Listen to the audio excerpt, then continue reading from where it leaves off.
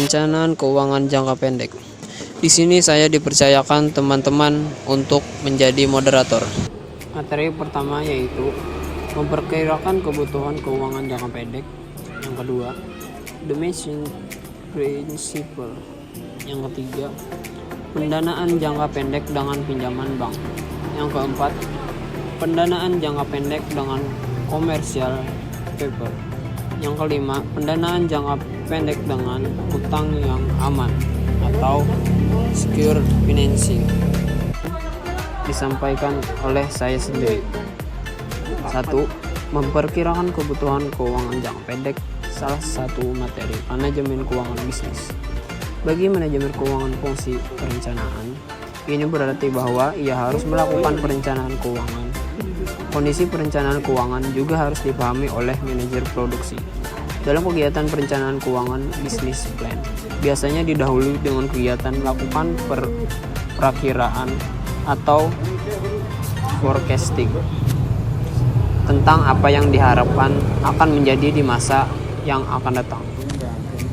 Untuk pengambilan keputusan, perakiraan untuk masa yang akan datanglah yang relevan, bukan apa yang telah terjadi.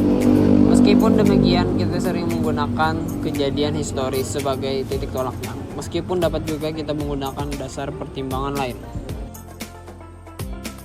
Selanjutnya akan disampaikan oleh Saudari Gusti Nadia Rahmadani. Perkenalkan, nama saya Gusti Nadia Rahmadani akan melanjutkan materi kedua berisi tentang prinsip pencocokan matching principle.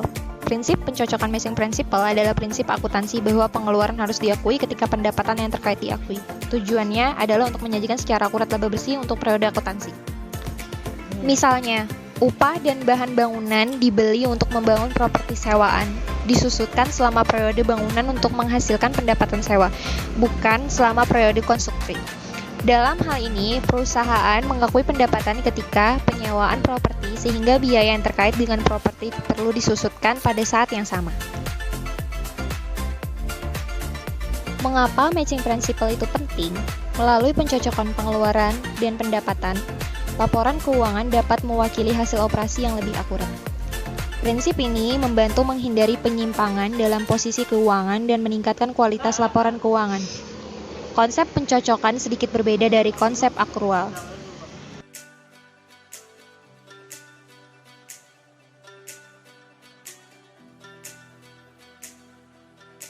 Beberapa contoh transaksi yang mempengaruhi lebih dari satu periode adalah premi, asuransi dibayar di muka, biaya gaji, persediaan, pembelian aset tetap, sewa prabayar untuk tahun-tahun mendatang.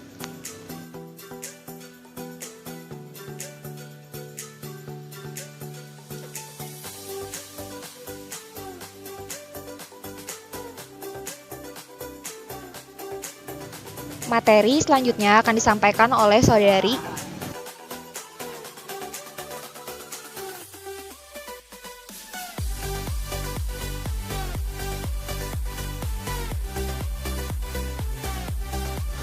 Saya Dia Haryanti akan melanjutkan materi ketiga berisi pinjaman bank.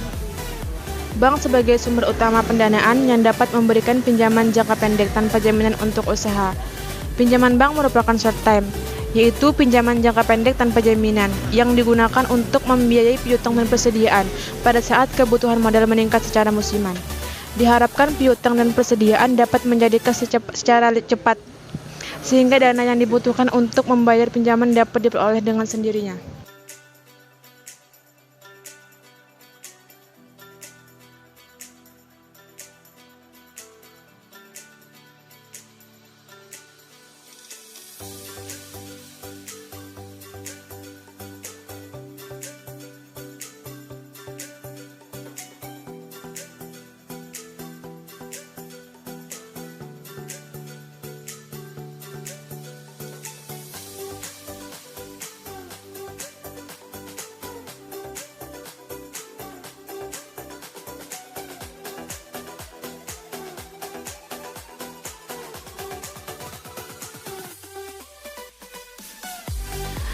Materi selanjutnya akan disampaikan oleh Saudara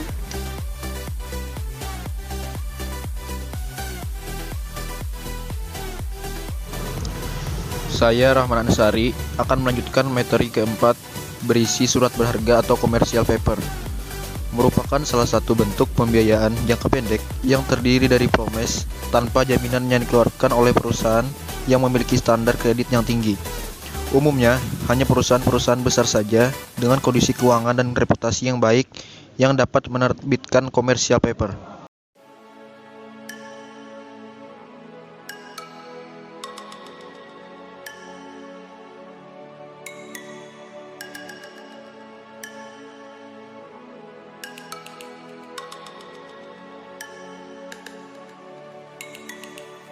Materi selanjutnya akan disampaikan oleh saudara.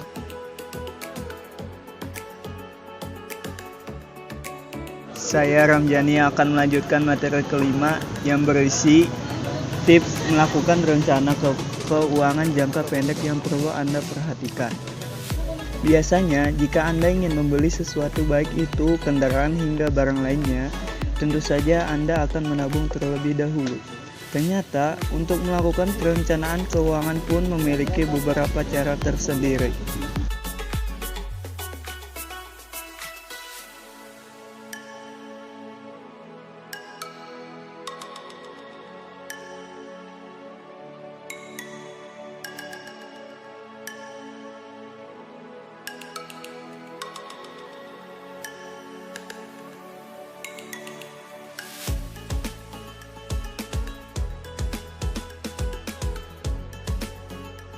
Beberapa tips melakukan rencana keuangan jangka pendek yang tepat yakni antara lain sebagai berikut. 1. Tentukan tujuan finansial. 2. Aset dan pengeluaran Anda. 3. Diskusikan dengan anggota keluarga lain. 4. Mulai berhemat. 5. Melakukan investasi.